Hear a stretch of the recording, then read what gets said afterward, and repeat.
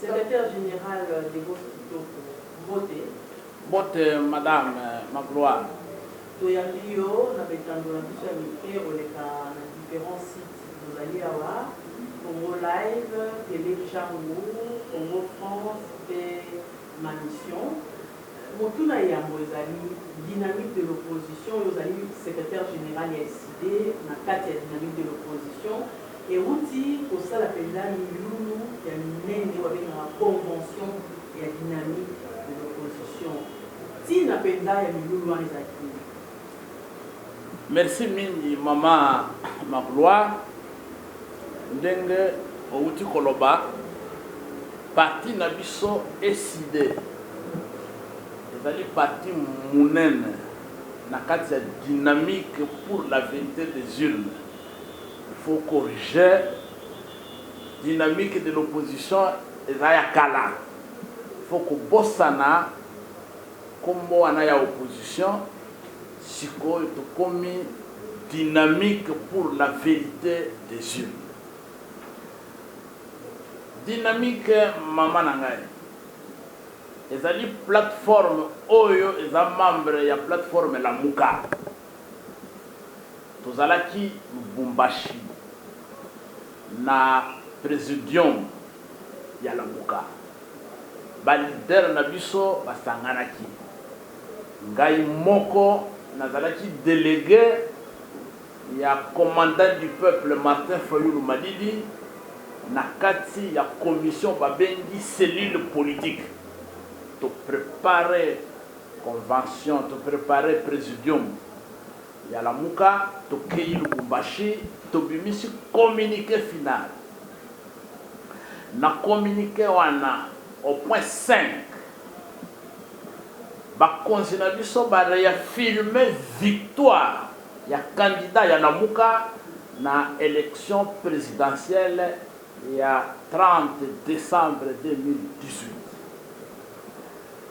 Tu gagné l'élection, mais candidat Nabiso Oya gagné l'élection, peuple congolais Baponaki, à ça pouvoir. Voilà pourquoi, basta qui recommandation, il faut mobiliser la population pour que tu fasses respecter le choix du peuple. Il faut mobiliser la population pour que tu imposes les réformes nécessaires, de façon à ce que volonté de la population est à respecter. Yango wana comme la Muka est un parti politique et sa structure ya ba leader, chaque leader a sa parti naie, a sa plateforme naie. Ba pesa qui son mission donc de tout s'organiser. Chaque plateforme pour que tout définir ma stratégie ya combat na biso. C'est dans ce cadre-là que dynamique de l'opposition, dynamique pour la vérité des urnes, basalaki convention et biso banaya SID tozalaki na kati ya convention wana. Alors convention na biso ya dynamique pour la vérité des urnes. Et bimisi ba résolution et ça est belé bozalaki mukolo Jean-Claude Mwalim, porte-parole et dynamique pour la vérité des urnes, a tangaki la résolution wana eza ebele. Mais na kopesa bino les plus importants il y a convention wana. Eloko ya liboso. To rappeler la population congolaise. To rappeler le monde entier que biso na Congo na histoire na biso tozali na histoire ya gloire, tozali na histoire ya fierté, tozali na histoire ya liberté. Depuis 1959 tobundisi ba colonisateur et tobengani bango tozwi indépendance. Mobutu aye kokotisa biso na dictature jusqu'à la conférence nationale. À Kangi conférence nationale, te rappeler les sous. Peuple congolais a télémi. A épicé Mobutu Koza dictateur, conférence nationale souveraine, la volonté du peuple. Tu n'as pas le droit à Kangayama. Il faut ouvrir la conférence. Mobutu a tenté de résister. Les chrétiens ont organisé des manifestations. Et Mobutu a fini par rouvrir la conférence nationale. C'est une histoire de gloire, maman. Tomoni, après le départ, il y a Mobutu. Kabila est. D'abord, Kabila père n'a pas fait longtemps, Kabila fils. Kabila fils a tenu à Mobutu naye que comme Mobutu a zalaki Mobutu Seko, il n'est pas encore tenté comme Kabila Seko. A suivi transition, a suivi mandat il y a Liboso, 5 ans, il y a Mibale, 5 ans, quand bien même, élection il y a Liboso à Zouakate. Jean-Pierre Bemba a suivi l'élection et le monde entier s'est mobilisé. Non, non, Kabila a outil pour réunifier le pays, topé ça y est chance, tout ça on a donné des conseils. Et Jean-Pierre Bemba a décidé de laisser le pouvoir, quand bien même il était vainqueur. Deuxième tour, 2011, Tokei Namaponami. Papa Étienne Tshisekedi de Rez Mémoire, paix à son âme, a gagné l'élection. Kabila s'imposait à Botoli, voir le peuple. Et tout commune en 2016. Selon la constitution d'Abisso, Kabila, il fallait Amikendela. Alongwa na pouvoir. Atika ba Congolais to organiser l'élection, top on a président Moussoussou. Mais na makanisi na ye, comme azalaki na idée ya kozala Kabila Seko ya libela.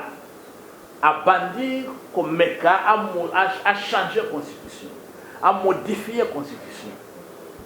Ba Congolais balakisi que na 1959 to benga na ba mindele. Na 1992 na conférence 92 94 92 93 to la kisa Mobutu que biso toza un peuple courageux. Mobutu a kanga conférence tout tellement il avait ouvert la conférence mais yo au changer la constitution de biso tout tellement voyez bien go du 19 au 25 décembre 2015 on a marché dans la vie.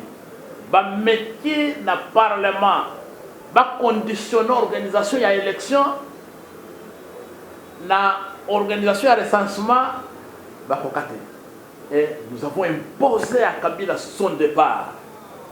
À quel moment il y a un dialogue? Maman, bande konangai. Et jusqu'à ce que Kabila ait été obligé d'organiser, malgré lui, élection sans que Yemoko Azala candidat. A poni dauphin naïe. Donc il y a une élection. Ce qui a une campagne électorale, Ndengenini et le Kaki. Je n'ai jamais oublié, Natikala Bossa n'a jamais.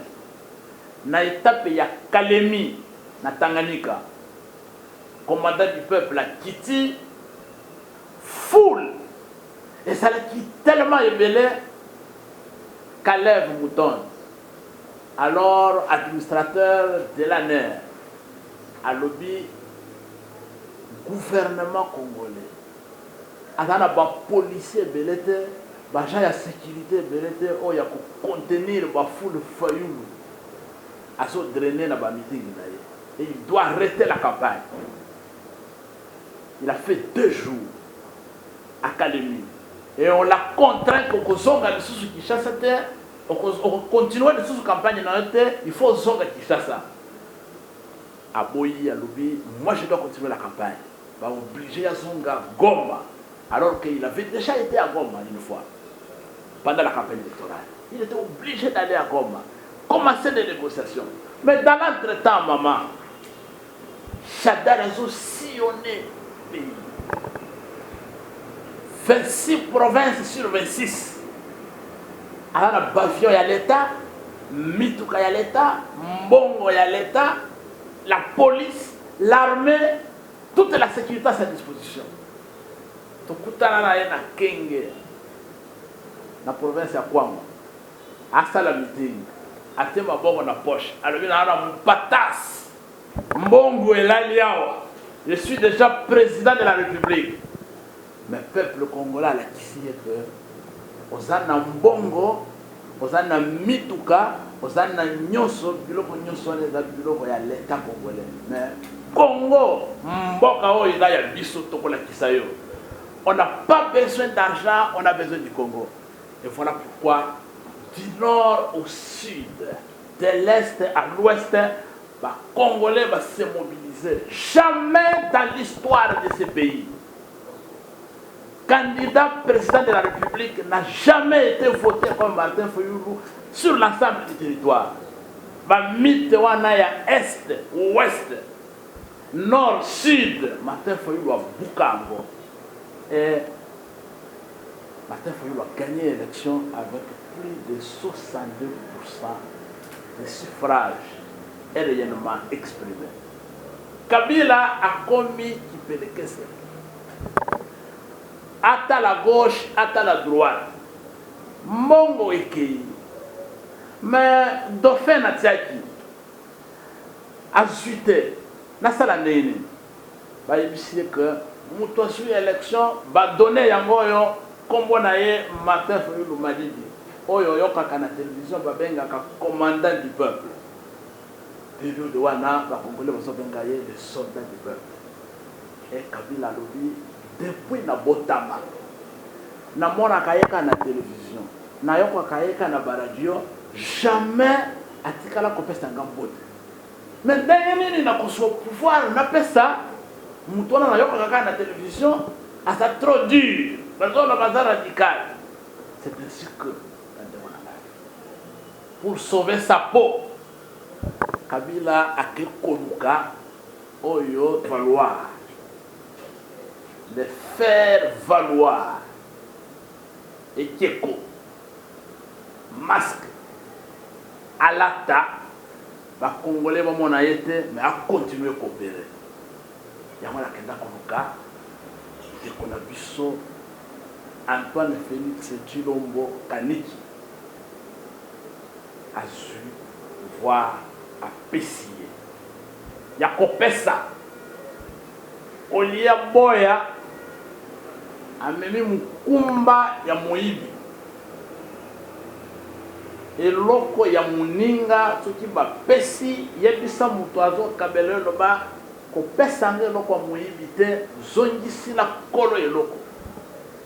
C'est depuis ce jour-là que Kabila avait décidé de nommer président naye à kabeli pouvoir ya peuple congolais à botoli victoire ya peuple congolais crise et bandit. Voilà pourquoi la convention il y a dynamique pour la vérité des yeux. Tozwaki ba résolution de l'ONU. Bande konabiso ya Algérie ba telemi ba bengani o ba bengi Moussé na bango. Ayaki na kiti. Bande konabiso ya Soudan ba telemi ba bengani dictateur na bango. Mais ba Burkinabé ba sala ngo depuis kala. Mais biso to rappeler que biso to sala avant ba Burkinabé. Mais pourquoi ne pas puiser dans l'histoire glorieuse de notre peuple les éléments de notre dignité pour défendre notre peuple et imposer son choix? Parce que l'article 5 de la Constitution, na biso elobi souveraineté et ça na maboko ya population. Cela suppose que ceux qui ont lingi posent à la mukonzi senga population appelle ça yo pouvoir wana à travers les yeux. Nous avons des références. Mais oyo ndeko na biso akomi lelo momemi mukumba ya moyibi. Il faut ndenge bandeko na biso ba musicien bayembaka atala sima azonga mutu asenga pardon na peuple congolais. Likambo asali ekosuka wana te. Toyebi véritable intention ya Kabila atiaki ye pour que a gérer pression. Makanisi ya Kabila eza ya kozonga na pouvoir. Lelo soki tolobi bondimi te lobi bokondima yango. Senga pardon zongela kana yo ya peuple. Totikala na adversaire moko oyo ayaki kokoma mboka. Monsieur Joseph Kabila tout ça la face. To bengana ye alongwana mboka na biso atika biso libre to reconstruire mboka. Yango wana tolobi parce que depuis to votaki peuple congolais accueilli na moi na mbula na butu apona bakonzi na ye. Mais mutu moko abengi batuna ya musala bakoti na chambre babandi ko fabriquer ba résultat ba nommer ba députés provinciaux ba nommer ba sénateurs ba nommer ba députés nationaux ba poni ba gouverneur na ba vice gouverneur ba président ya ba assemblée provinciale na ba vice a nommé premier ministre Kamutu Moko na suka a nommé le président na ye Bizimungu ya RDC. Yango tolobi, nous ne pouvons jamais croiser les bras. Et nous ne croiserons jamais les bras. Il faut tout continuer Bitumba. Mais Bitumba wana topesi kombo nango vérité des yeux. Yango wana boyokaki désormais à partir de ce jour-là makambo ya opposition, dynamique ya opposition et profit siko et tokoti na Bitumba ya vérité des yeux et que dynamique apporte victoire. Alors maintenant on a mboka ya Congo France. Bonjour, c'est Généreuse Kitoko. Bonjour maman. Marco, la journaliste reporter ya Congo France. Nandi maloba oyo lobi nalingi kaka oyo éclaircir biso mwa moke par rapport que ndenge olobi ete otangi kombo ya mwana mboka Félix Tshilombo tolobi ete Antoine Félix Tshilombo kaniki wana ekuti wapi eza kombo na ye nde kombo ya libungu soki oyebaka te kombo na ye monsieur Antoine Tshilombo Kaniki.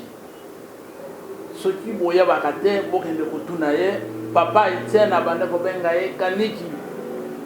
Eza kombo na ye ya famille na révélé bino yango boy bisape bande ko bayeba parce que mikolo to komi ko yoka Etienne Félix Tshisekedi te kombo wana balati kombo ya munene mena makambo ya mabe otozongela yango pena nina kombandisa ntango olobi ete mwana mboka Martin Fayulu Madidi azalaki voté na mboka engumba Congo mobimba avec 62%. Maintenant tokendaki na cour constitutionnelle baavocat na bino bazalaki vraiment compétent te devant bazuzi ya kobimisa bapreuve ya 62% wana mwana mboka.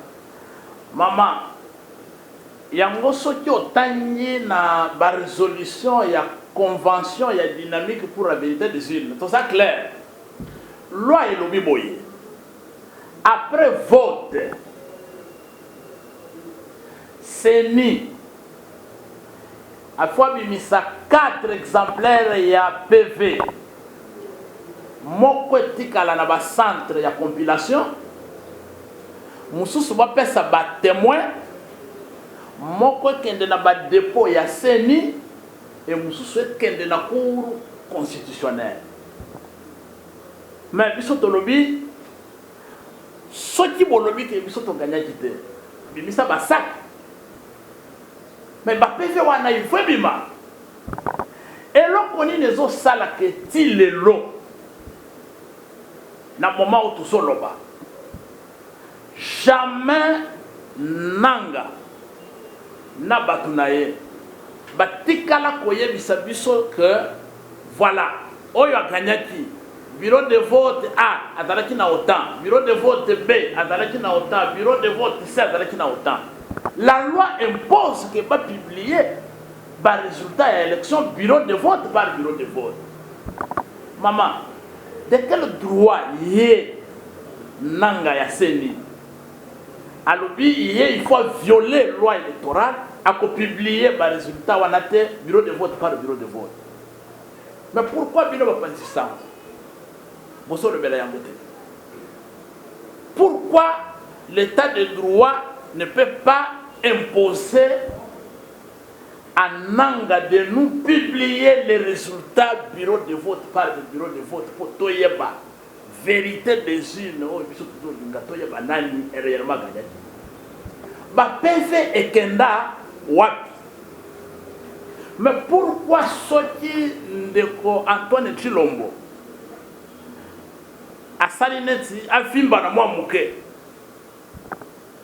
ba papa o babota ye batindi bana na balabala ba menacer tout kende na cour constitutionnelle erreur matérielle.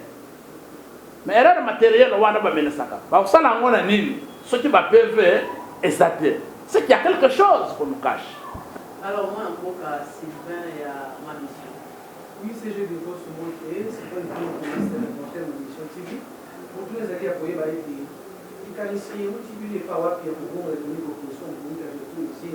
Pas battre bandé pour y a cash de ensemble vraiment lié et depuis un jour ici le cas. Tant que tu es ici, tant aussi mon corps, autant de bon. Vous avez la économie il y a 2023. Mais mon tour est sous cas. Boni, vous avez cash monnaie dans le cinéma, il y a conférence qui a 4 conventions. Donc, le bail est trop, c'est trop, libérons-nous. Moi, il y a libéré, sénateur, il y a d'autres questions. Voilà. Merci beaucoup,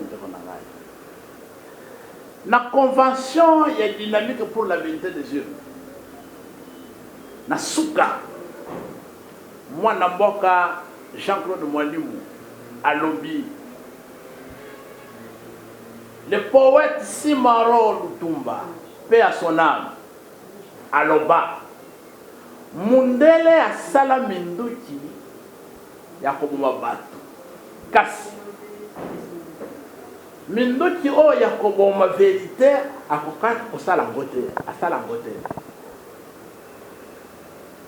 osala na ngai munduki ekoboma mutu mais o ya koboma vérité nano basala ngote elingi koloba papa okita o mata soki vérité ezalité yaba que vérité mokolo mosusu ekozala vérité epolaka te vérité elimwaka te meme oyo kosala na kati ya 4 murs okanisi oza yo moko mokolo mosusu ekobima yango wana biso tolobi mboka oyo Congo depuis la colonisation, tous allés là-bas, koko na biso, banyo kwama pour na mboka oyo.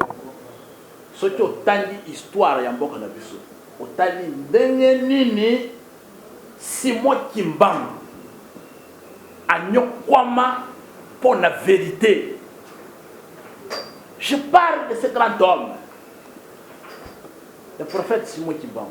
Anyokwama banyokola ya kota boloko tinanga kufi pour la vérité. Ce qui bolandi histoire et indépendance. Dans quelles conditions Lumumba a kufi pour la vérité. Mais ce qui bolandi souffrance et c'est ne sais que diamoni pour la vérité. Mais de konangai pour la nini lelo biso sa mémoire, tout se comporter comme bana misala. Ya batu oyo biso to moni na ndenge nini ba koti na ba bote ya ba Rwandais na mboka oyo. Ba komisa biso et to bosana que la vérité était Dieu. Vérité biso to kopundela encore. Ndenge nazo yebisa bino pour retenir yango. To yebi conséquence ya bitumba oyo. Tozo bunda. est-ce que vous savez que lobby et l'équipe Moïse Katumbi azalaki étranger wapi bakotisi document na ministère de justice ebimi ke akomi sikoyo congolais abukaki lokuta mais vérité s'est imposée lelo ndeko na biso azongi na mboka sans que bakende na ministère de justice baluka nationalité na ye hôtel ya Martin Fayulu 3 ans bakangi yango na lokuta lelo bafongoli yango sans que tokende kofuta oyo balobaki yo afuta kata 3 ans yango nazoyebisa bino ke bitumba oyo ya vérité tokotika yango te tokokende ti na victoire finale du moins pour honorer makila ya bandeko bakufi. Mais nous avons perdu la mémoire. Félix tozalaki na ye awa na esplanade ya stade de Martyrs devant le public alobi tomeli mbondo tokokende boy tokosala boy tokopwana mutu moko tokosala boy oyo akutrai Kabila mais kombo ya Kanambe biso toyebela ngo wapi na ile peste kombo ya Kabila Rwandais toyebela ngo wapi na ile peste lelo Kanambe comme Joseph lelo Rwandais comme Congolais. Mais tout ça on oublie et aujourd'hui on veut nous faire valer parce que Batou Bapesi Bango moi espace. Donc on a il faut qu'on sache la différence entre fauteuil et le pouvoir. Dictateur appelle ça qu'à jamais pouvoir. Appelle ça qu'à poste. Et au moment où à Colombo la poste, il y a un petit pouvoir. Donc il faudrait Boyeba que la meilleure nouvelle qu'on vous a annoncée est que la lutte continue. Et nous allons continuer le combat. Oui, bon, population congolaise dans les islamiques, islamiques de petit désir, dans la pouvoir, la Baka, la Mboka, le soldat qui s'est dit, trouver des mobiles, essayer de peuple congolais va libérer, tous les libération, pour lui, il casse la vie, il casse la Mboka, tout le début de petit désir, globalité, Mboka la chose à occuper. La dynamique de petit désir, tous les amis, tout l'occupation, là, il m'a rwandais, tout, il y a plus cash. Voilà, merci beaucoup. Question nayo, je crois que la question nayo mi balé on a répondu le thème. Il y a convention, trop c'est trop. Libérons-nous. Bah l'obité que trop c'est trop. Attendez, Martin Fayulu vient te libérer. Non. Bah l'obité que trop c'est trop. On va vous libérer. Non, libérons-nous. Nous sommes où? Nous sommes dans quel monde? Tous allez wapi 80 millions de personnes dans un pays, pour ça qu'on a moutou moko. A nommé députés provinciaux, a nommé députés nationaux, a nommé sénateurs, a nommé premier ministre, a nommé gouverneur, tout le monde. Oyokati lobby ba ministre nyonso.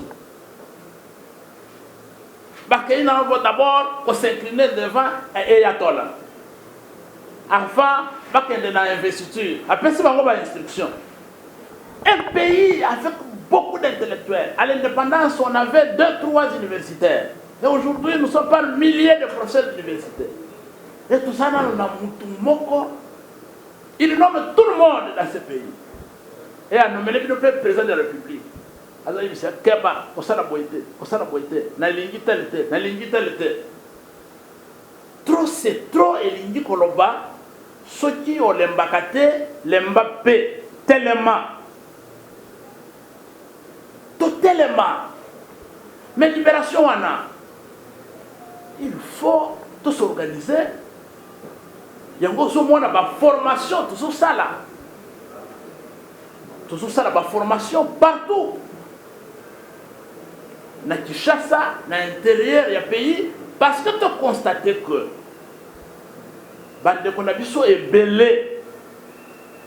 Nous va comprendre que libération et peuple et ça et l'autre au peuple et moi il faut zwango.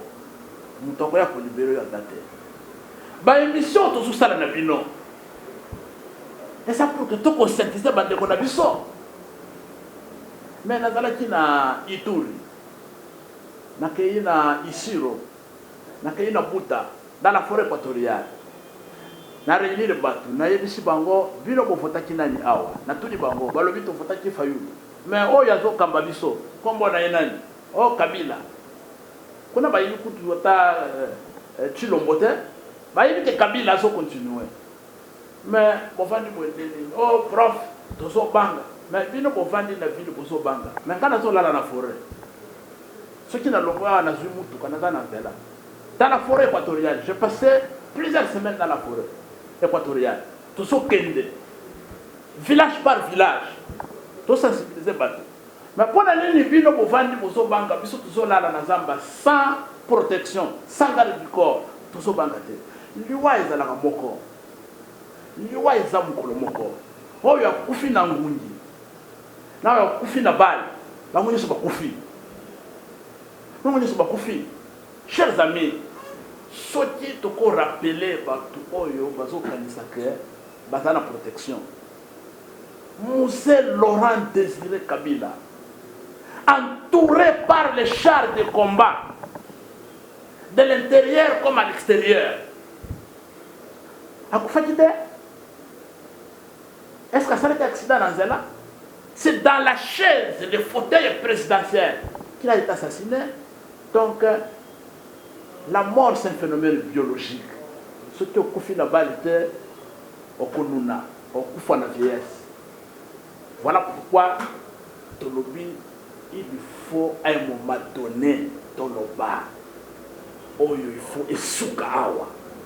Totalement. Bah, oh, yo, bah, que na suka, bah, que na suka. Bah, oh, bah, koufa, mais to libéré mboka.